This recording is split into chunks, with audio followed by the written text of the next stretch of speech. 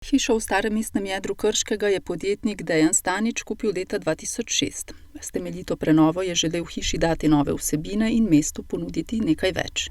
S tem objektom smo videli priložnost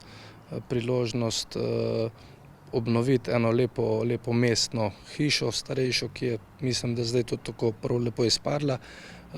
Namen je bil pač seveda umestiti neke poslovne dejavnosti.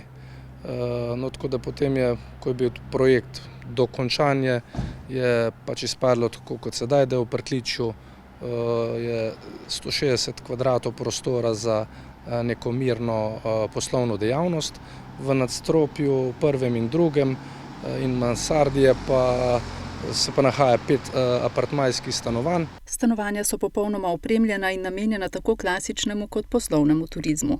Slednjemu sicer namenjajo nekaj več pozornosti, saj se ravno potem kaže precej zanimanja in potreb strani gospodarskih družb, ki sodelujejo s tujimi strokovnjaki. Prve goste iz tujine je mestna vila dobila že kmalu po predaji objekta v porabo. Povpraševanje za dolgoročno bivanje so nekateri že izkazali, interes za kratkoročni najem pa se kaže predvsem za čas remonta v Nuklearni elektrarni Krško. Pri zasnovi in obnovi hiše so izhajali iz potreb po novih stanovanjskih kapacitetah v mestu. Prednost pa so namenili predvsem udobju. To so te linije, so vsem bolj ravne, tudi pač v mislih je treba imeti, da bo to ljudje uporabljali, tako kot ljudje uporabljajo, ne bo to za neko domačo uporabo. Kljub temu je pa vsem tega lesnih vložkov toliko, da je to nekako toplo ostalo, pa domače, bomo tem rekli, ja. Tako bi bilo prav, ja. Pa svetlo je, no. Pač to je bilo zelo pomembno, to sem Dejanu velikokrat govoril, naj da dobre luči noter, naj bo to svetlo prostor in je upošteval. Skupnih površin urejenih je 700 kvadratov, nekje 700 kvadratov, tega, kot sem rekel, je 160 poslovnih, cca 500 pa je stanovanjskih površin. Obnova hiše je sicer potekala v 2 fazah.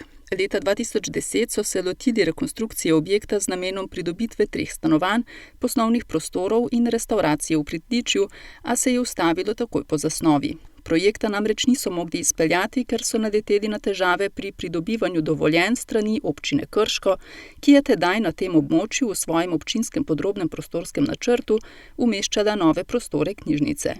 Projekt je za nekaj let zastal, na kar so ga spremenili in se odločili za izgradnjo 5 apartmajskih stanovanj in poslovnih prostorov v pritličju objekta. No, v 2018 in 2019 pa je nastopila druga faza, bom rekel, notranje ureditve in opremljanja objekta. Sprememba projekta je bila izziv tudi za izvajalce. Definitivno pač tudi to, da so se vmes specifikacije spremenjale, da je bilo prvo, tako kot je Dejan omenil, da je bila prvo želja po teh nekih poslovnih objektih, potem so pa iz tega ratala stanovanja.